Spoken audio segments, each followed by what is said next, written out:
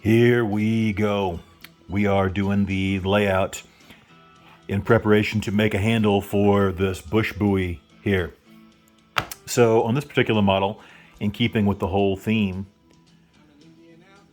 for the Bush series, is lightweight. So these have an aluminum handle, an integral aluminum cord ring, and so basically you've got a monolithic handle here. It's one piece, until it gets attached to the steel blade, obviously. These have an aluminum guard as well.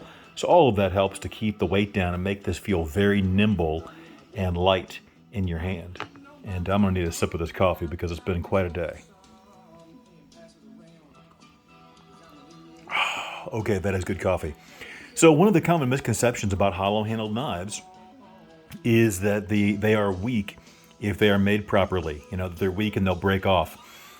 Where you're going to have typically a failure on a quality handmade or even just a quality factory-made hollow-handled survival knife is not the handle just exploding off of the blade and falling apart into multiple pieces. The blade's typically going to break somewhere else, like on a clip point like this with a compound grind. That tip is going to be weaker than, like, say, a Kephart. So if you break something, that tip is probably going to go first. It's ground in, 4 different directions on there, like all clip point buoy style knives are. But if you look at the mechanics behind it, the physics, you've got on this one, this is a steel guard, this is an SS2 blade. Imagine trying to just break off that chunk of hardened steel. That's what's encased inside of the handle of a quality hollow-handled knife. What kind of leverage is that going to take? You're going to have to be trying to snap off a thick chunk of hardened steel like that. Where it's going to bend and flex and have stress is going to be right there, or potentially right there, depending on what's being done with it.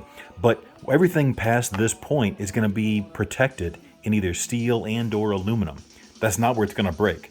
So it doesn't matter if the tang comes to here, or goes 4 feet past the knife. That's not how the actual leverage works. That's not how physics is going to apply to this particular scenario. So as long as you've done your other design work properly and you don't have a weak design, you're going to be okay. Now, sooner or later, someone's going to break one of these knives, and that's the way it's going to go. But these aren't inherently weak design if they're made properly. And that's, imagine, like I said, trying to break a 1/4 inch or 3/16 thick of hardened steel. That's not going to be what typically is going to happen. It'll go at the tip, maybe at the plunge line. If it has saw teeth, it's almost assuredly going to break at the saw teeth. You've got built-in stress risers right there. So anyway, just a little quick shop update to see how we do these things.